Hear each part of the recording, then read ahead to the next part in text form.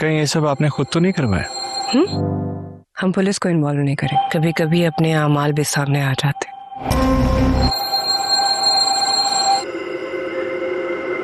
एक सवाल पूछूं आपसे? जरूरी नहीं है किसी की नहुसत की वजह से इंसान बर्बाद हो। अगले एपिसोड में आप देखेंगे कि शाहजहां जहांआरा पे इस बात का जोर देगा कि हमें पुलिस के पास जाकर रिपोर्ट दर्ज करवानी चाहिए, लेकिन जहांआरा किसी भी सूरत पुलिस को इन्वॉल्व करने के मामले पर राज़ी नहीं होगी।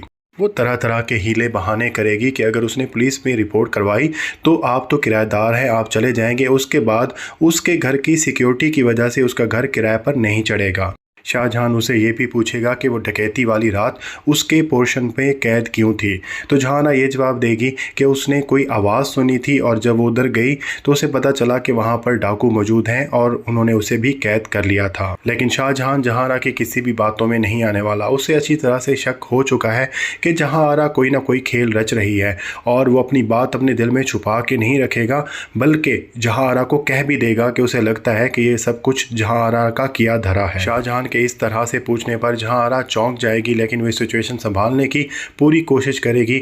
लेकिन यहाँ पर शाहजहां जुनैद या ज़ीशान नहीं है, वो काफ़ी हद तक चीज़ें जान चुका है। अगले एपिसोड में आप ये भी देखेंगे कि जहांआरा जब अपने खावंद से मिलने के लिए जाएगी और उसे पैसे देगी तो उसके बावजूद भी उसका खावंद उस पर राज़ी नहीं होने वाला। वो उसे तरह तरह की बातें सुनाएगा और जहांआरा को मनहूस बोलेगा कि वो उसकी वजह से ही कैद है।